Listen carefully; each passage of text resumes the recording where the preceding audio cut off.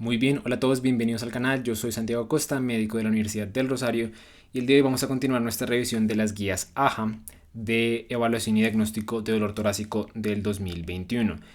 Si no han visto el video anterior donde hablamos de toda la parte del dolor agudo de estas guías, les recomiendo que vean esa primero, la vamos a dejar ahí en la descripción para que vayan y la vean, porque en esa hablamos y explicamos y mencionamos muchos conceptos que vamos a utilizar aquí como si ustedes ya lo supieran, cosas como isquemia moderada severa, cosas como enfermedad de alto riesgo. Entonces, si no han visto eso, yo les recomiendo que vayan y la vean primero. Por ahora nos vamos a continuar aquí. ¿Listo? Y el enfoque de este video en particular va a ser el del enfoque del dolor, el enfoque del paciente con un dolor torácico crónico. Recuerden que yo en el video pasado también les dije que estas guías, aunque dicen que son guías enfocadas a la evaluación del dolor torácico, realmente se enfocan en un 90 o más por ciento en un dolor torácico que es posiblemente isquémico. Y eso es exactamente el enfoque de estas guías. Aquí el enfoque del dolor crónico es un dolor crónico posiblemente isquémico. Entonces eso es lo que nos vamos a enfocar.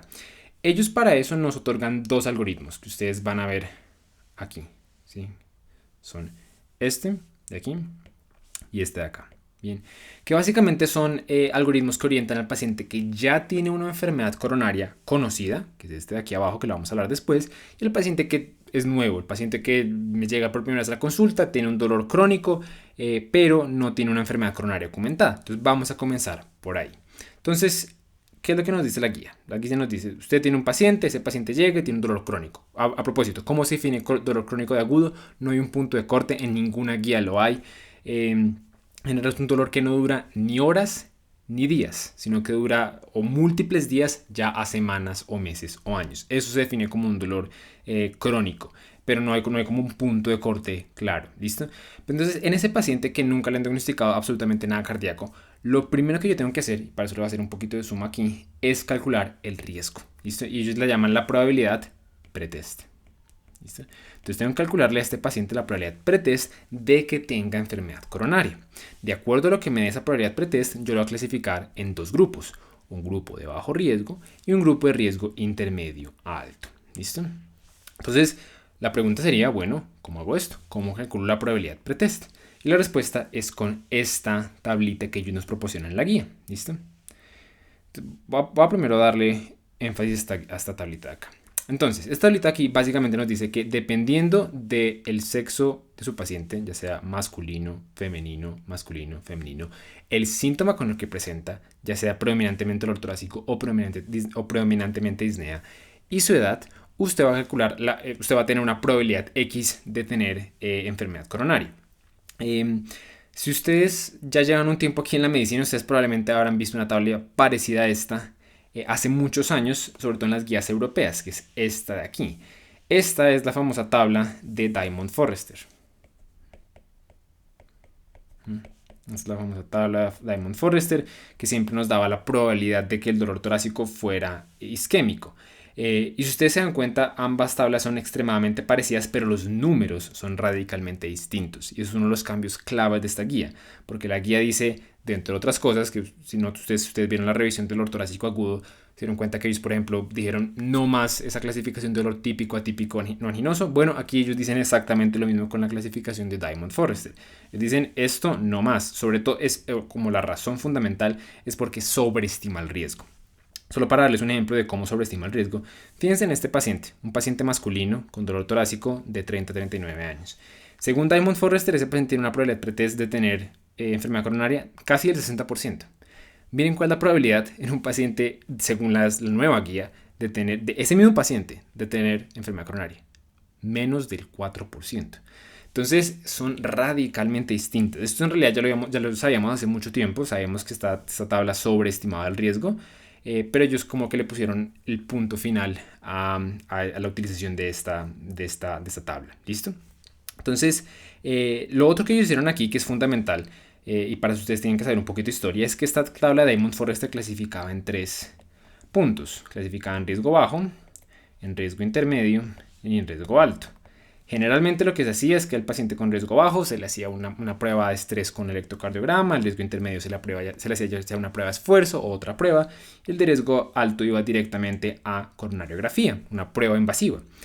Y eso tenía sentido, porque si yo tengo un paciente que tiene una probabilidad de tener una enfermedad coronaria del 80, 90, 60, 70%, pues vale la pena, ¿no? Si mi probabilidad de que yo tenga una enfermedad, una coronaria tapada y que me la puedan intervenir en un cateterismo es alta, es así de alta, pues tiene sentido.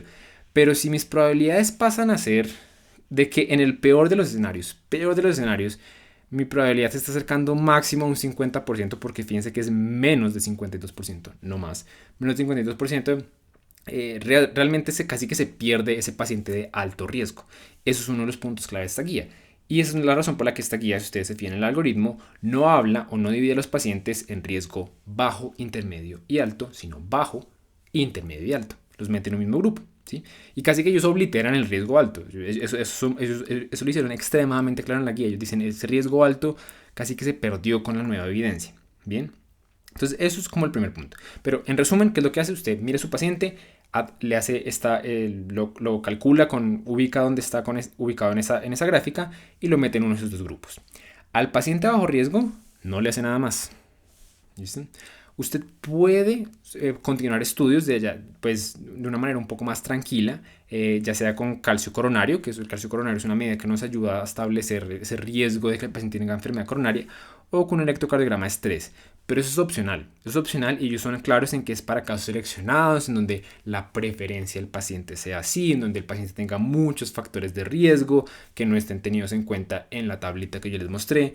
En esos pacientes esto puede ser útil, pero de manera general, de manera rutinaria, no se recomienda más pruebas al paciente de bajo riesgo. ¿Listo? Bajo riesgo a propósito se define como riesgo menor del 5%. Qué pena, riesgo menor del 15%. Entonces, creo que 15% es todo lo que ustedes ven en verde clarito. Bien. Entonces, todo lo demás, más de 15%, que es lo que encontramos ya sea en verde oscuro o en naranja, es riesgo intermedio alto. Entonces, vámonos aquí. Entonces, riesgo intermedio alto, ¿uno qué hace? Bueno, uno pide una prueba. Y esa prueba puede ser ya sea TAC coronario o prueba de estrés. Puede ser cualquiera de las dos. ¿Cómo hago para decidir? Bueno, yo en el video pasado, en el video dolor torácico agudo, les di una tablita que era buenísima para poder diferenciar. Ellos en la guía también tienen algunas figuras que ayudan, pero en mi opinión son muy extensas. Y esta tablita de verdad resume lo más importante que uno tiene que saber. Entonces, esa tablita fundamental y ese les va a ayudar como a orientarse hacia uno que pide. Entonces, uno pide, digamos que el TAC coronario. Digamos que nosotros pedimos al paciente un TAC coronario. Bueno, de acuerdo a los hallazgos yo me voy a orientar. Si los hallazgos son inconclusos en una prueba anatómica, lo que yo voy a hacer es pedir una prueba funcional, una prueba de estrés. ¿Listo? Si los hallazgos son negativos, no hay estenosis, de manera general le voy a dar salida al paciente y no le pido más pruebas. ¿Listo? Sin embargo, si los síntomas son muy frecuentes, ellos lo que dicen aquí es que usted considere INOCA. INOCA traduce literalmente isquemia con coronarias no obstruidas. Entonces, básicamente es un paciente que tiene el resultado de una enfermedad coronaria, que es isquemia, pero sus coronarias en las pruebas anatómicas que tenemos no están obstruidas. Es un algoritmo diagnóstico que veremos más adelante. ¿Listo? Pero por ahora ténganlo en cuenta. Si sus síntomas son frecuentes, usted en este paciente que no le sale obstrucción, considere INOCA. ¿Listo? En los demás pacientes, los que les sale ya una enfermedad obstructiva, los que les sale una estenosis coronaria, ya sea no obstructiva menor del 50% o obstructiva mayor del 50%, usted tiene varias opciones. Entonces, comencemos con el que tiene las arterias obstruidas más del 50%, o sea, la enfermedad coronaria manifiesta como tal. En ese paciente, si su paciente tiene características de alto riesgo, recordemos características de alto riesgo son estenosis del tronco mayor al 50% o estenosis de 3 vasos mayor al 70%, o su angina es frecuente, usted se va directamente a coronariografía. ¿Listo? Usted detecta eso pues a través del TAC coronario. Si usted no tiene eso, usted tiene varias opciones. Entonces, usted técnicamente, ellos lo aclaran en la guía, usted aquí puede pasar directamente a manejo médico. Directamente. Así tal cual, ellos lo ponen tal cual. Sin embargo, si los síntomas son frecuentes, usted tiene la duda diagnóstica, tiene disponibilidad de esas pruebas, usted puede ver el impacto de esa estenosis mayor al 50%, ya sea con una reserva de flujo fraccional, que eso lo explicamos en el video pasado, o con una prueba de estrés. Si en estas pruebas usted encuentra isquemia moderada severa o una reserva de flujo fraccional menor 0.8, usted se va directamente a coronariografía. Si no, usted simplemente hace manejo dirigido por metas, que es manejo básicamente de guía. Y lo que hablábamos la vez pasada es que este es un término que ellos inventaron para esta guía, lo de la enfermedad coronaria no obstructiva. Antes esos pacientes no tenían ninguna enfermedad, ahora los clasificamos así. No para darles más medicamentos del manejo, o sea, no para tratarlos como si tuvieran enfermedad coronaria como tal, sino para optimizar manejo preventivo, ¿cierto? Entonces, en este paciente usted le va a dar salida, como tal cual, y va a considerar manejo preventivo. ¿Listo? Si tiene síntomas ya desproporcionales o algo así, usted ya puede considerar también INOCA. Porque al final de cuentas, un grado tan leve de estenosis no debería dar esa severidad de síntomas. ¿Listo? Pero ese es como el resumen de si usted se fue por el TAC coronario. Si se fue por la prueba de estrés, la cosa es un poquito distinta. Entonces, primera cosa que quiero enfatizar. Pruebas de estrés, estamos hablando de pruebas de estrés de imagen, cardioresonancia, PET, SPECT. En general, llévense como punto, como perla clínica, el PET se prefiere al SPECT. Tiene mejor rendimiento. Sí, se va a pedir uno de esos dos. Y ecocardiograma. Fíjense que el electrocardiograma de estrés se salió. O sea, ya tiene menor nivel de evidencia 2A, que en las pruebas de estrés. ¿Listo? Entonces, porque generalmente nosotros preferimos nos da más información, aunque claramente tiene su rol, especialmente por el ejercicio. El ejercicio da un rol pronóstico. Pero bueno, entonces las pruebas de estrés nos van a dar varios resultados. Pueden ser resultados inconclusos, puede dar isquemia leve o isquemia moderada severa. Nosotros habíamos visto en el video pasado, en el video del paciente con dolor torácico agudo, que cuando me salía isquemia moderada severa, yo automáticamente me iba a coronariografía. Y aquí pasa algo interesante. Aquí se rompe ese molde. Es la primera vez que eso pasa. Porque fíjense que independiente del grado de isquemia que yo tenga, ya sea leve o ya sea moderada severa, el siguiente paso siempre es optimizar las terapias preventivas y las terapias dirigidas por metas. No llevarlo a coronariografía.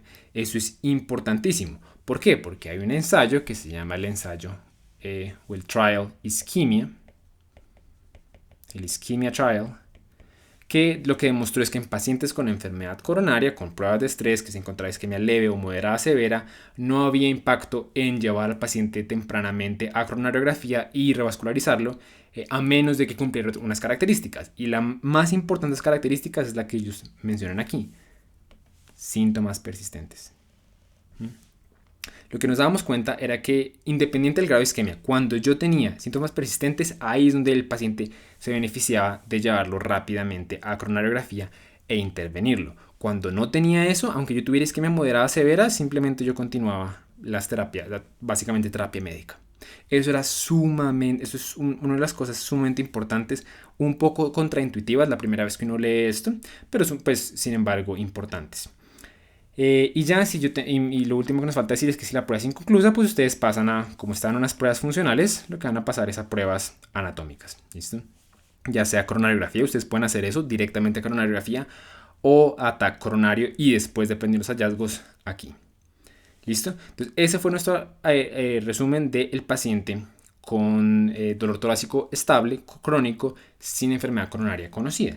Si el paciente ya tiene enfermedad coronaria conocida, digamos que el paciente llegó a mi servicio de urgencias, yo le hice un TAC coronario y ya documenté esto, ahí ya es donde yo comienzo con este otro algoritmo. Entonces, comencemos a descomponerlo. Entonces, lo primero que quiero que se fijen es que de nuevo ellos dividen en esos dos grupos: el grupo que ellos crearon para esta guía, que es el grupo de la enfermedad coronaria no obstructiva, con una estenosis menor al 50%, y con la enfermedad coronaria obstructiva como tal, mayor al 50%. Y ambos hacen lo mismo al principio. Usted primero mire si el paciente está bien tratado.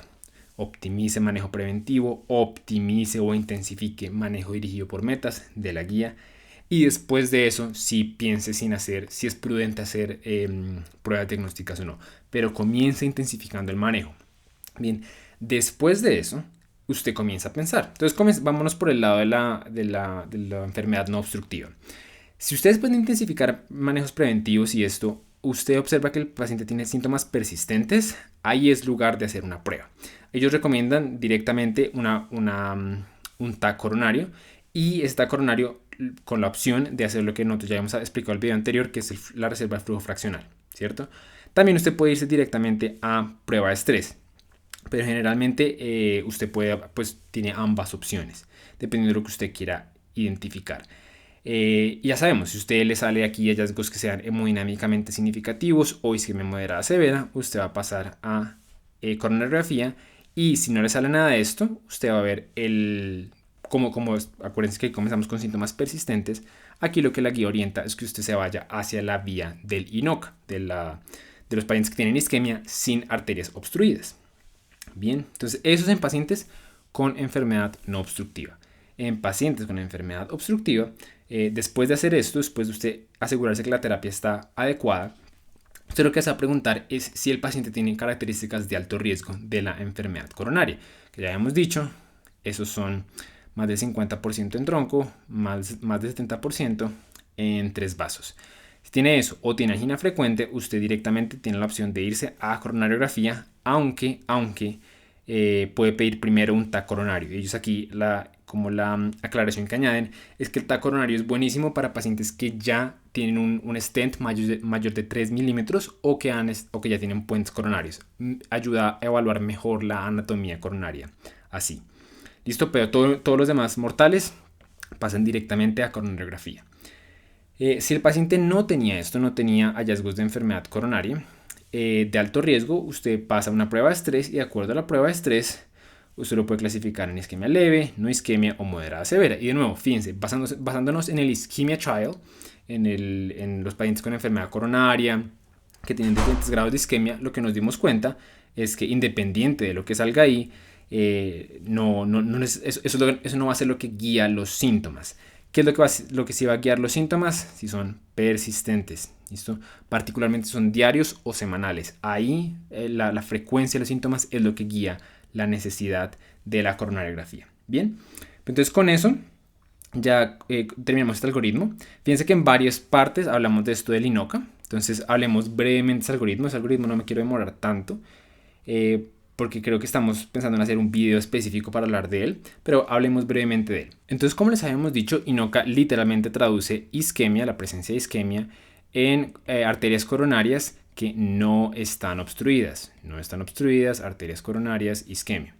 Y esto es una enfermedad en la que siempre nos ha costado mucho diagnosticarla porque no sabemos muy bien cómo hacerlo. Entonces, pero hemos avanzado bastante ahí, pero aún así fíjense que no hay ninguna recomendación con nivel 1, todas son 2A o 2B, pero básicamente usted tiene dos opciones. Usted puede irse invasivo o usted puede irse no invasivo. En las pruebas invasivas, y todas estas pruebas ya no van a ser anatómicas porque al final de cuentas las arterias no están obstruidas, sino que van a ser funcionales. Entonces usted puede hacer esas pruebas funcionales ya sea en el laboratorio de angiografía, hay con pruebas hemodinámicas, o usted puede hacer pruebas de estrés, ya sea un PET o una cardioresonancia. Cualquiera de las dos son las opciones. Estas pruebas son obviamente más invasivas, con un mayor riesgo, sin embargo son mucho más comprensivas, dan más información, especialmente en centros especializados. Y estas de aquí son menos comprensivas, dan menos información, pero pues son mucho menos invasivas, que ese es el plus. La gran mayoría de veces ustedes se van a ir por aquí. Entonces, una vez usted sea por aquí, usted va a jugar básicamente con dos criterios.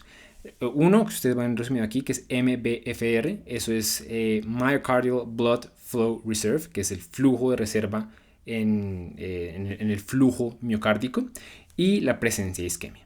¿Listo? Dependiendo de lo que usted encuentre, usted se va a ir por una enfermedad o por otra. Si le sale que ambas están bien, pues nada, usted tiene un muy bajo riesgo, usted puede parar ahí el estudio o pensar en diagnósticos diferenciales. Pero dependiendo de los hallazgos que usted salga aquí, usted va a considerar una u otra enfermedad. El hallazgo clásico asociado a lo que ellos denominan aquí CMD, que es disfunción microvascular, es un flujo miocárdico disminuido. Cuando usted encuentra un flujo miocárdico disminuido, usted automáticamente está pensando en disfunción microvascular. Esto habla de que las arterias que no están funcionando bien no son las epicárdicas, las grandes que uno observa en una angiografía y eso, sino son las arteriolas, las que realmente esas son las que no están funcionando de manera adecuada.